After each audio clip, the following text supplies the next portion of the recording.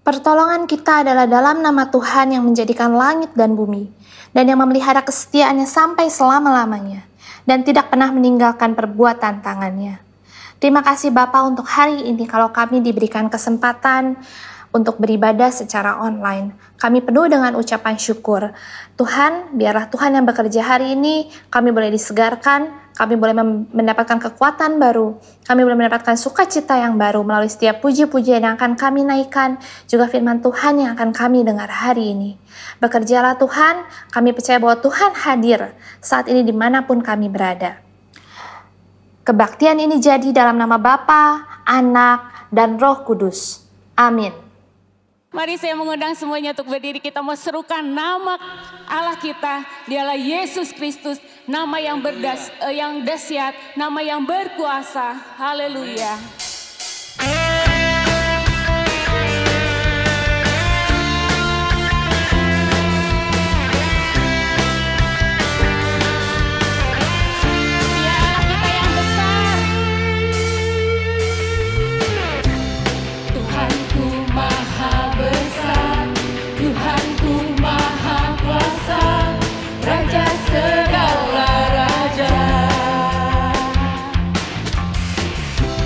Dia takkan tergoyahkan, dia takkan terkalahkan, dia hidup dan berkuasa.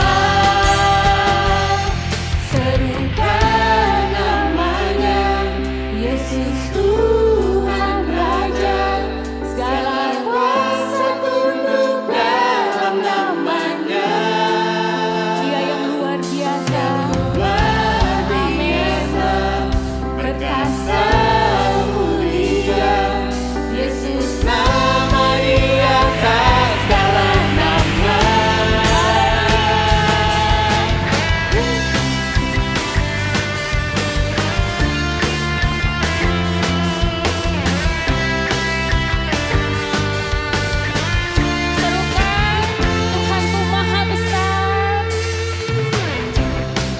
Tuhanku maha besar, Tuhanku maha kuasa, Raja segala raja.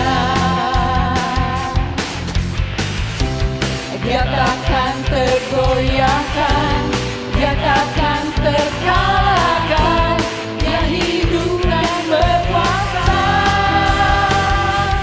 Serukan namanya, Yesus Tuhan Raja, segala kuasa tunduk dalam namanya. Dia luar biasa, perkasa mulia, Yesus nama di atas segala nama. kita bersyukur memiliki Allah yang hidup, Yesus Kristus namanya, nama di atas segala nama, Allah yang berkuasa. Haleluya, serukan namanya. Namanya Yesus Tuhan Raja, segala kuasa tunduk dalam namanya. Dia Allah yang luar biasa, Perkasa mulia, Yesus nama di atas segala nama. Namanya Yesus Tuhan Raja, segala kuasa tunduk dalam namanya. Dia luar biasa, perkasa mulia, Yesus nama di atas segala nama. Yesus nama di atas segala nama. Yesus nama di atas segala nama.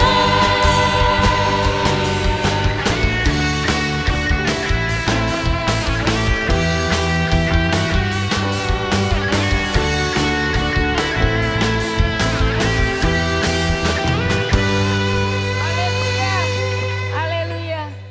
Sungguh, dialah Allah kita. Dia yang sanggup memberikan keselamatan bagi hidup kita. Dia Allah yang berkuasa atas hidup kita. Dia Allah yang berdaulat atas hidup kita. Biarlah kita boleh senantiasa dalam segala keadaan apapun hidup kita. Kita boleh tetap andalkan Dia. Dia yang sanggup menguasai hati dan pikiran kita.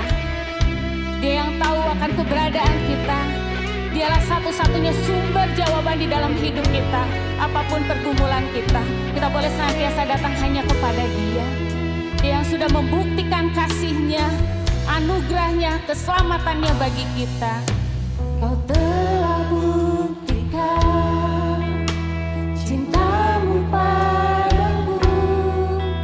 Kau membayarku dengan hidup-Mu. Ku bersyukur yang ada padaku. Semuanya milik-Mu. Ku persembahkan seluruh hidupku di mesbah-Mu. Hanya Kau yang menjadi tempat jawaban. Hanya Kau tempatku berharap. Berjalan bersama-Mu, ku takkan goyah. Tangan kasih-Mu tersedia bagiku. Selamanya Kau ku cinta. Nyatakan dengan sepenuh hati kita, Kau telah buktikan kasih-Mu Tuhan. Kau telah buktikan cinta-Mu padaku. Kau membayarku dengan hidup-Mu. Ku bersyukur yang ada padaku. Semuanya milik-Mu. Ku persembahkan seluruh hidupku di mesbah-Mu. Hanya Kau yang menjadi tempat jawaban. Hanya Kau tempatku berharap. Berjalan bersama-Mu, ku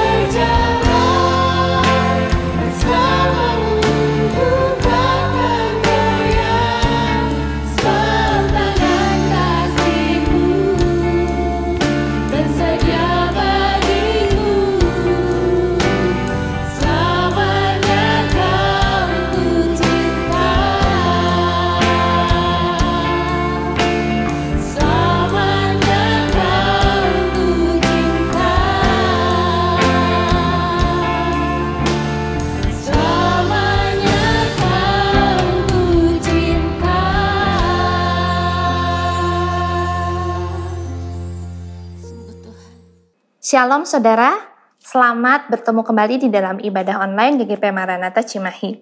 Saat ini saya sangat bersuka cita kalau saya bisa bertemu kembali bersama saudara walaupun secara online. Dan untuk mendasari pembawaan firman Tuhan hari ini, mari kita buka Alkitab kita di dalam Kolose 2 ayat 1-3. Karena aku mau supaya kamu tahu betapa beratnya perjuangan yang kulakukan untuk kamu dan untuk mereka yang di Laodikia dan untuk semuanya yang belum mengenal aku pribadi, supaya hati mereka terhibur dan mereka bersatu dalam kasih, sehingga mereka memperoleh segala kekayaan dan keyakinan pengertian dan mengenal rahasia Allah, yaitu Kristus, sebab di dalam Dialah tersembunyi segala harta, hikmat, dan pengetahuan. Saudara, kitab Kolose ini ditulis oleh Paulus saat dia ada di dalam penjara.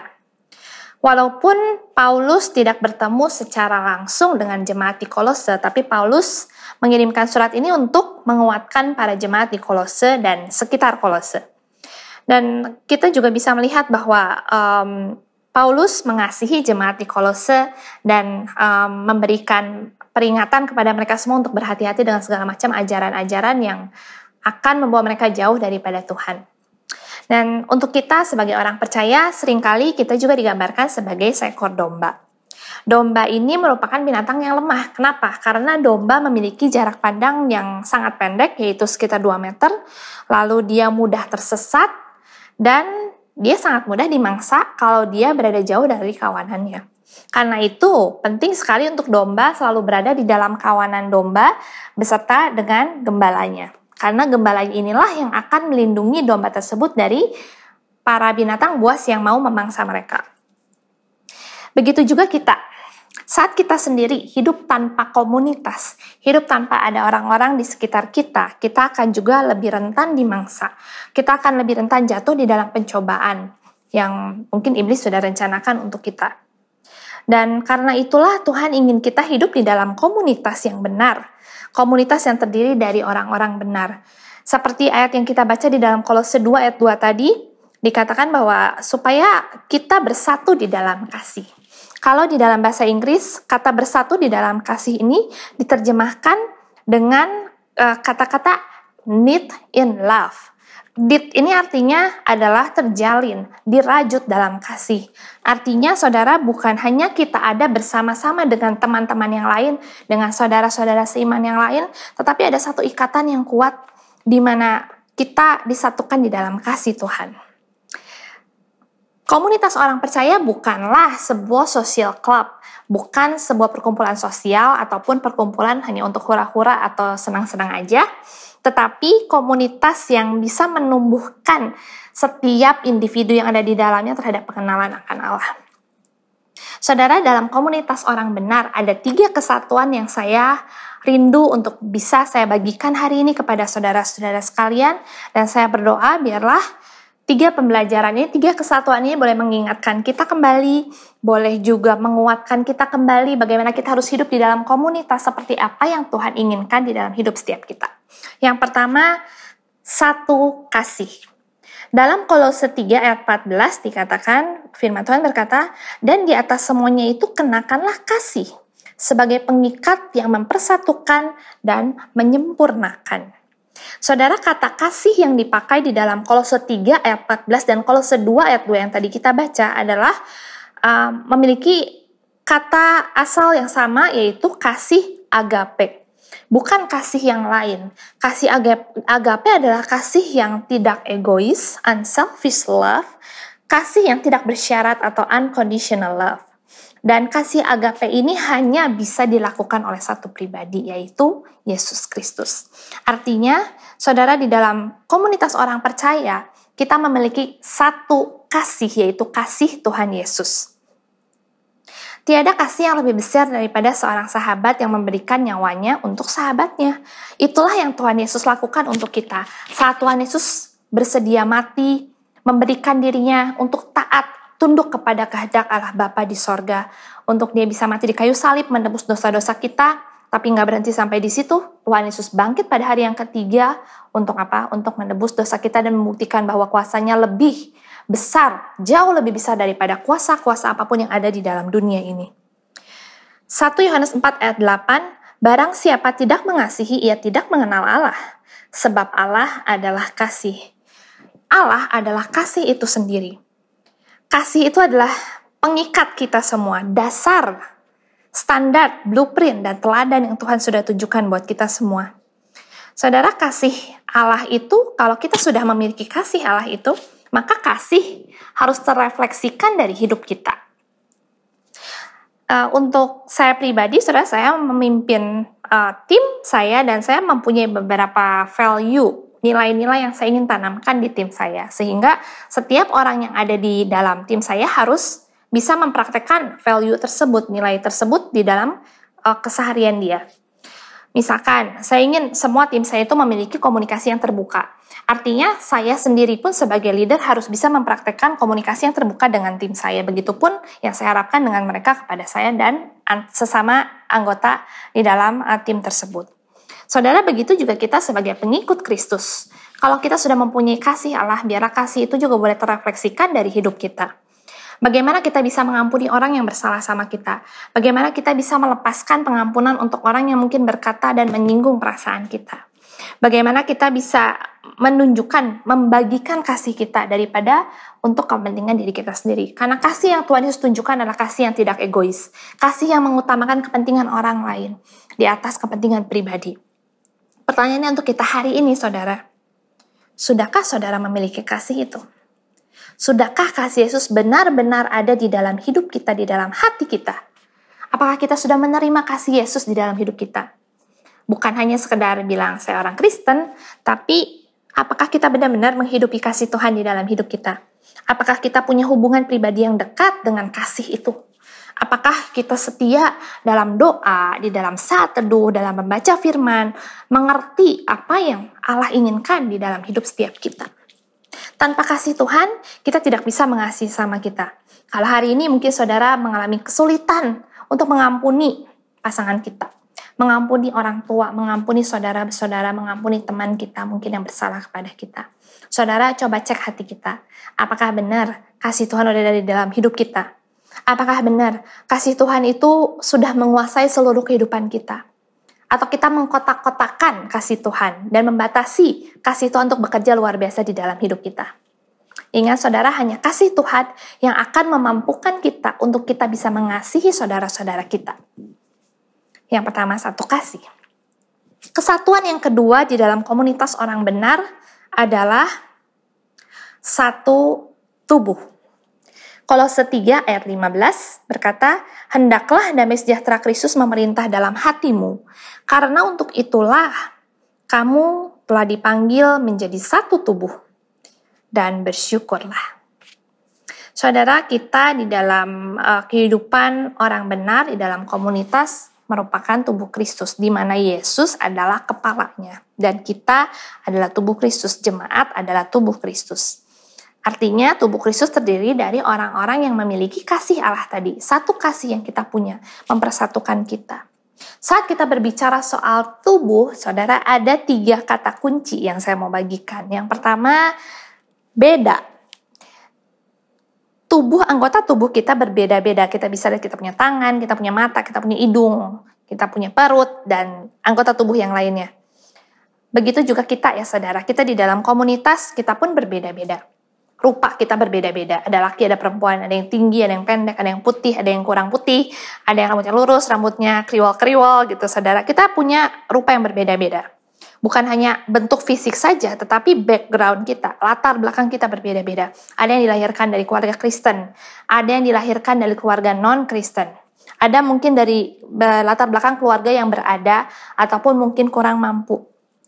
Ada yang memiliki mungkin kesehatan yang prima, tapi ada juga yang memiliki kesehatan yang kurang prima, dan segala macam perbedaan yang ada di dalam komunitas. Tetapi semua kabar baiknya bahwa perbedaan itu adalah normal. Perbedaan itu adalah manusiawi. Dan PR-nya saudara, dengan perbedaan ini apakah kita bisa mengatasi perbedaan ini? Bukan berarti kita harus menjadi sama. Nggak berarti kita harus semua menjadi tangan. Tetapi apakah kita bisa bersyukur dengan perbedaan ini? Apakah kita bisa menghargai perbedaan ini? Kata kunci yang pertama beda. Yang kedua, saudara, berbicara soal tubuh, kata kunci yang kedua adalah fungsi. kita punya fungsi yang berbeda. Memang bentuk kita berbeda-beda dan fungsi kita pun juga berbeda-beda. Seperti halnya tangan untuk bekerja, untuk memegang sesuatu, kaki untuk berjalan, mata untuk melihat. Masing-masing tubuh Kristus mempunyai fungsinya masing-masing. Ada yang mungkin sangat ramah sehingga dia cocok untuk pelayanan asyir. Tapi mungkin ada orang yang kurang ramah, tapi dia sangat bagus sekali untuk pelayanan di dapur. Dia pintar masak, dia pintar beres-beres, dia pintar juga untuk melakukan administrasi misalkan, ataupun saudara yang pintar menyanyi, ataupun yang kurang pintar menyanyi mungkin bisa menjadi dancer, bisa menjadi penari misalkan.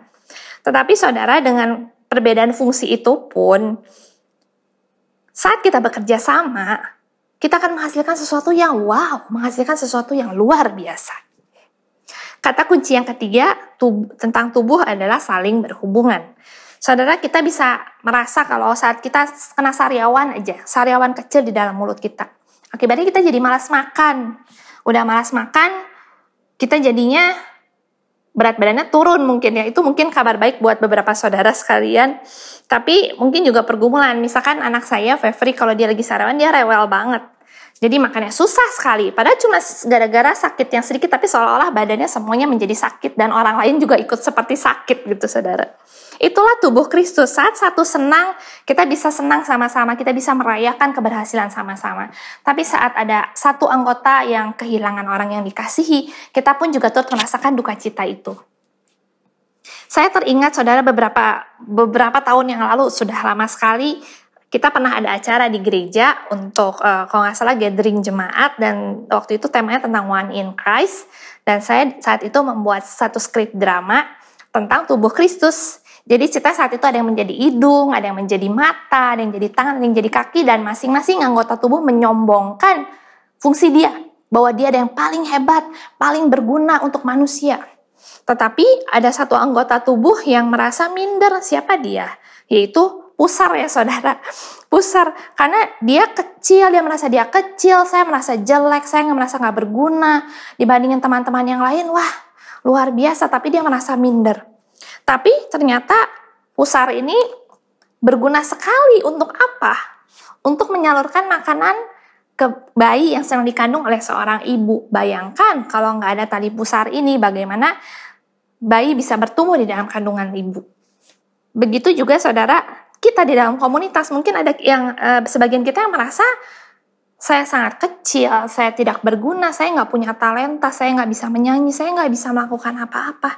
Tapi ternyata saudara, dia punya satu kekuatan yang mungkin dia pun tidak sadari sebelumnya. Tapi saat dia berada di dalam komunitas, dia mendapatkan feedback, mendapatkan masukan bahwa, kamu nih ternyata pinter loh untuk bikin acara, untuk memimpin di dalam doa, untuk caring, untuk memperhatikan teman-teman yang lain. Saudara, setiap kita pasti memiliki satu potensi yang Tuhan sudah tanamkan di dalam hidup kita. Dan tentu saja kita berbeda-beda. Jadi kalau sekarang ini saudara, dalam era pandemi kita sangat concern, kita sangat perhatikan sekali kesehatan fisik kita. Kita minum vitamin, kita pakai masker, kita juga makan bergizi, istirahat yang cukup, karena semua orang memiliki tingkat kesadaran yang jauh lebih tinggi tentang kesehatan fisik. Tetapi pertanyaannya, apakah kita juga memperhatikan kesehatan tubuh Kristus? Apakah kita menjadi anggota tubuh Kristus yang menuntut tanpa berkontribusi? Apakah kita menjadi anggota tubuh Kristus yang hanya maunya nerima aja tanpa kita mau memberi? Kita mau ibadah di gereja yang dingin, pakai AC, bersih, kursinya empuk, lampunya terang, tapi kita nggak mau kasih persembahan.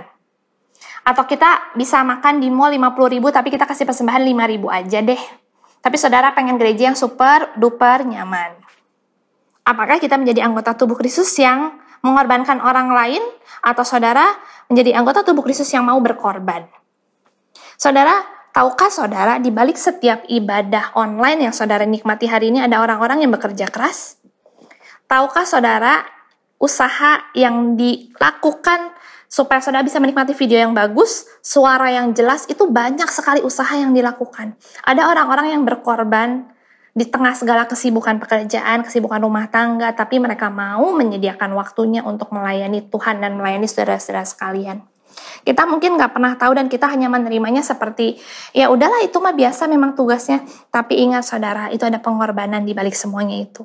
Saat ibadah saudara bisa hadir dengan nyaman, gereja yang bersih, itu pun juga ada orang-orang yang berkorban di belakangnya. Jadi jangan menganggap itu remeh, karena di balik kenyamanan seseorang ada pengorbanan orang yang lain. Kolose 3 ayat 16, hendaklah perkataan Kristus diam dengan segala kekayaannya di antara kamu, sehingga kamu dengan segala hikmat mengajar dan menegur seorang akan yang lain, dan sambil menyanyikan mazmur dan puji-pujian dan nyanyian rohani, kamu mengucap syukur kepada Allah di dalam hatimu. Itulah yang harus dilakukan oleh tubuh Kristus. Sekali lagi ya saudara, mengajar, menegur seorang akan yang lain, sambil menyanyikan mazmur dan puji-pujian dan nyanyian rohani, kamu mengucap syukur kepada Allah di dalam hatimu. Mari kita menjadi tubuh Kristus yang bisa saling mendorong, saling menasihati, mungkin juga menegur. Jangan cepat pundung ya saudara, jangan jadi orang yang cepat tersinggung. Nggak peduli saudara udah berapa puluh tahun ikut Tuhan, tapi kalau saudara punya hati yang seperti gelas kaca yang kayak sedikit kesinggung aja terus pundung nggak mau ke gereja, saudara cek lagi hati kita. Apakah benar-benar kasih Tuhan ada di dalam diri kita? Apakah kita benar-benar mengasihi Tuhan? Mari kita jadi anggota tubuh Kristus yang mau memberi, mau berkontribusi, mau berkorban untuk pertumbuhan iman kita. Jadi yang pertama tadi satu kasih dalam kasih Tuhan, yang kedua satu tubuh. Kesatuan yang ketiga, saudara, yang terakhir adalah satu tujuan. Kolose 3 ayat 1-4. Karena itu kalau kamu dibangkitkan bersama dengan Kristus, carilah perkara yang di atas, di mana Kristus ada, duduk di sebelah kanan Allah.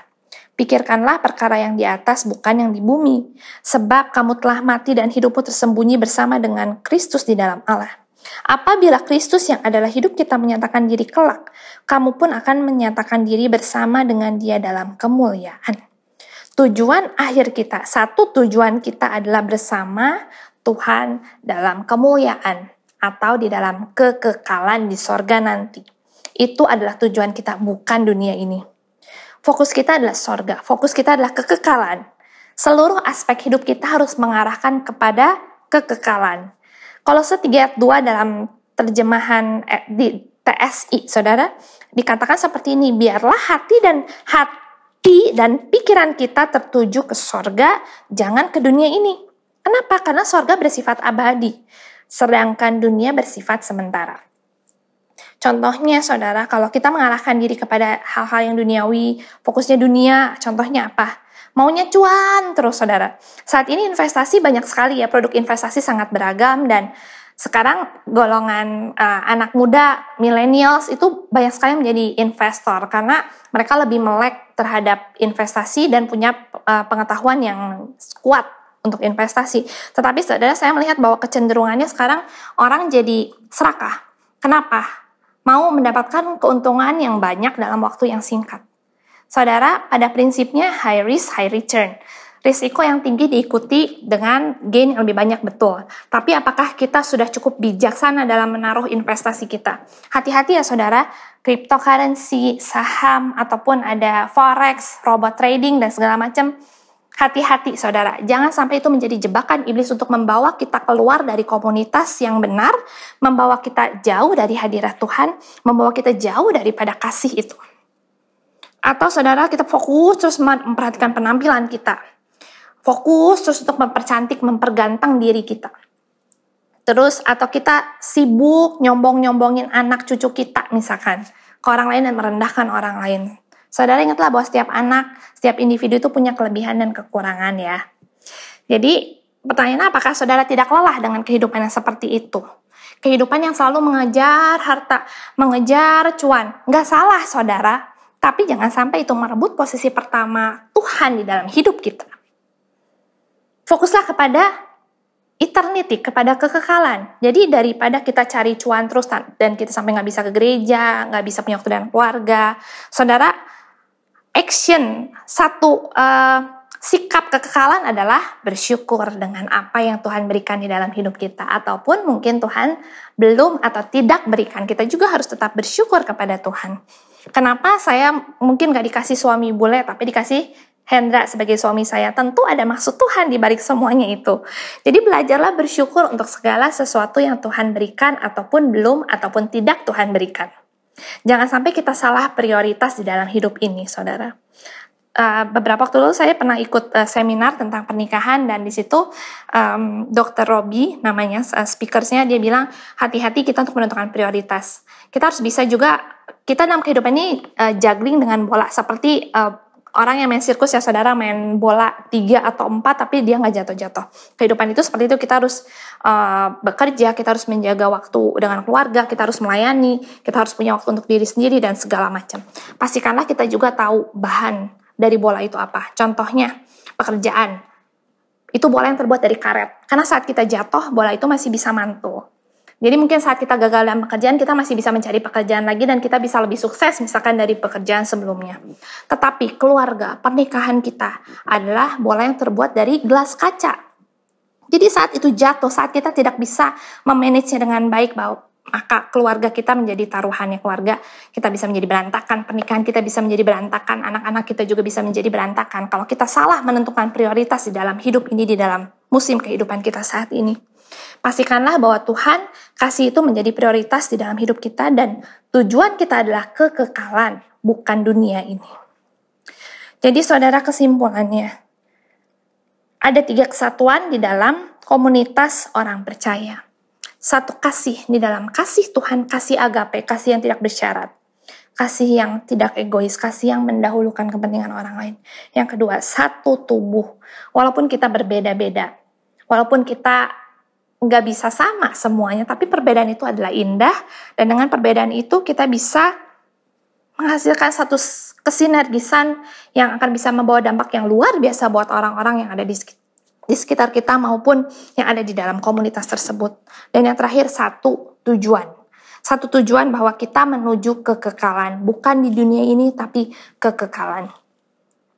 Beberapa pertanyaan untuk menutup khotbah saya hari ini untuk menjadi perenungan kita semua. Yang pertama, saudara, sudahkah kita miliki kasih itu di dalam hati dan hidup kita? Pertanyaan yang kedua, sudahkah kita menjadi anggota tubuh Kristus yang baik? Dan yang ketiga, sudahkah kita mengarahkan diri kita kepada kekekalan?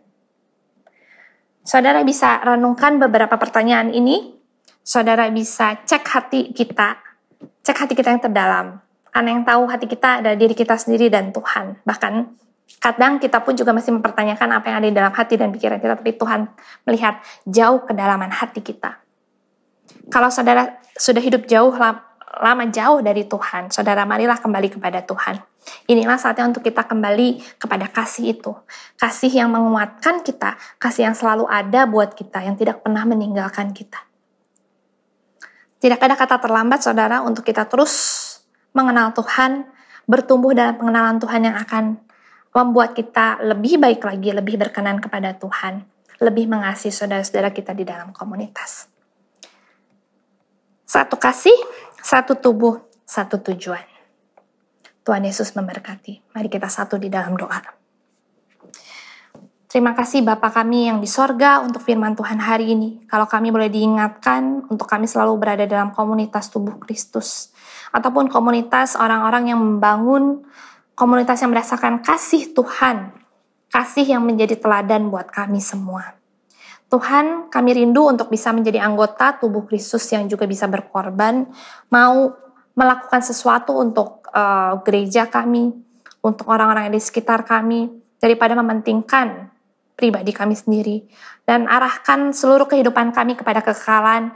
Biarlah Tuhan yang mengingatkan kami, Roh Kudus menuntun kami dari hari ke hari dalam pekerjaan kami, dalam usaha, dalam sekolah, dalam studi, dalam hubungan satu dengan yang lainnya, dalam setiap aspek kehidupan kami.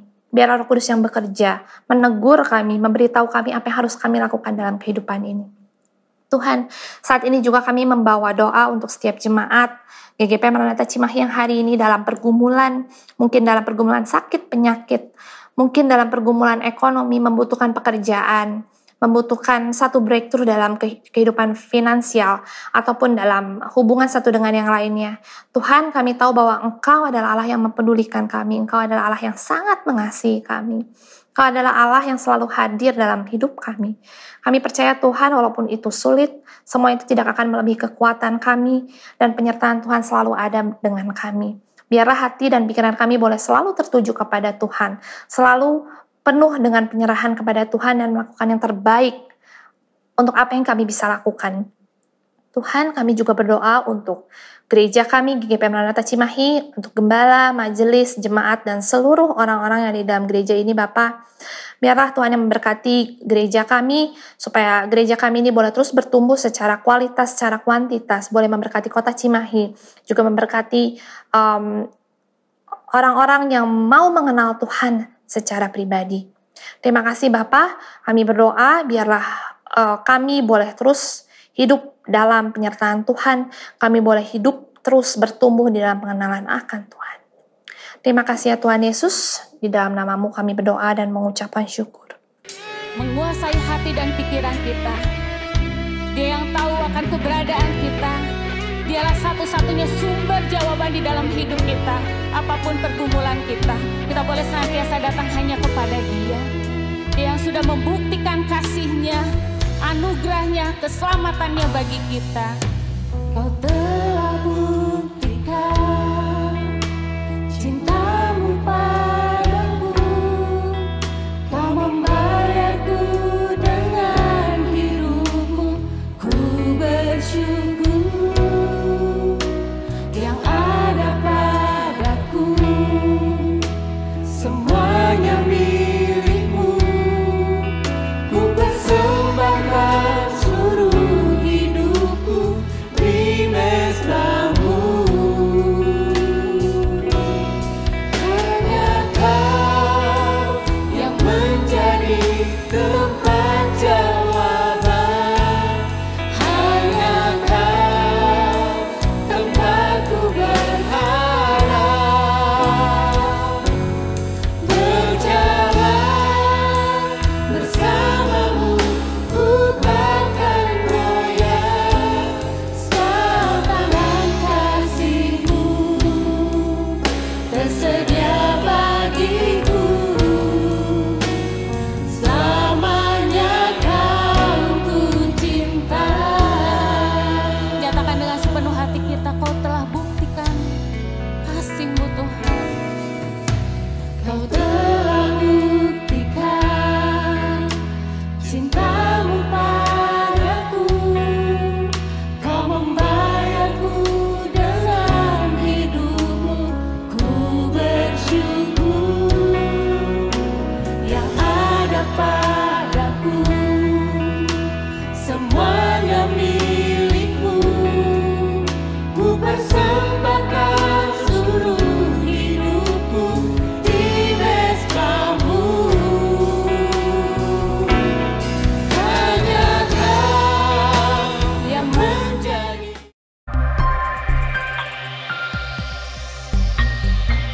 Terima kasih. Tuhan Yesus memberkati. Tuhan memberkati engkau dan melindungi engkau. Tuhan menyinari engkau dengan wajah-Nya dan memberi engkau kasih karunia. Tuhan menghadapkan wajah-Nya kepadamu dan memberi engkau damai sejahtera. Kasih karunia dari Allah Bapa, anugerah dan damai sejahtera dari Tuhan Yesus Kristus, Juru Selamat umat manusia, persekutuan dalam pribadi Roh Kudus yang memberi penghiburan, kekuatan, dan pertolongan, selalu menaungi dan memberkati saudara-saudara sekalian hari ini, sampai Maranatha kedatangan Tuhan Yesus yang kedua kalinya. Amin.